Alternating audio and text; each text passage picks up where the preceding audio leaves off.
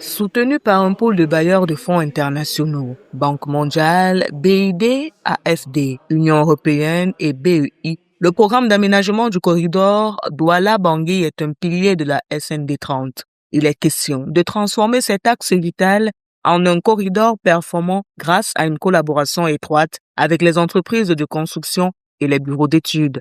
Il est important, le ministère du Travail public a jugé important d'avoir un atelier d'information avec ses partenaires pour recueillir leurs propositions, pour recueillir leurs désirata, pour recueillir de leur part qu'est-ce qu'il leur faut pour qu'ils participent massivement à la réalisation de ce projet. Les informations qu'ils nous ont données aujourd'hui vont permettre de restructurer, de restructurer le projet et de le rendre plus viable, de le rendre plus attractif. Le projet cible 3 axes majeurs de plus de 800 km de route, essentiels pour le transit des marchandises et la mobilité des personnes. Yaoundé-Douala, 215 km, Yaoundé-Ayos, Bonis, 332 km et Bonis-Bertois, Garoua-Boulaye, de 253 km. Ici, nous utilisons à la fois les lois et règlements nationaux, mais également les règles du bailleur de fonds, qui sont aussi assez rigides en matière de transparence, aussi bien dans la passation que dans la gestion des contrats. Et les partenaires semblent bien satisfaits. Et ils nous ont également donné quelques risques, évoqué quelques risques qui pourraient survenir, aussi bien dans la passation que dans la réalisation du projet. Cela pourra nous permettre de prendre les mesures de médication qui vont permettre d'atténuer ces risques si jamais ça survient.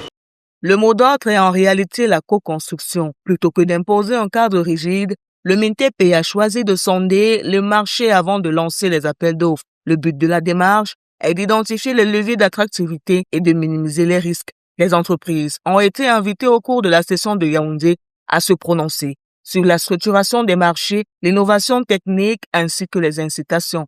Vous savez que dans le monde des travaux publics, les enjeux financiers sont importants, les enjeux techniques sont importants.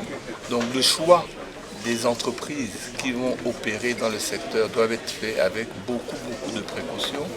Et en plus, nous avons à la fois la réglementation locale, donc camerounaise, et la réglementation des partenaires financiers. Donc il faut pouvoir trouver le lien afin d'avoir une base contractuelle solide.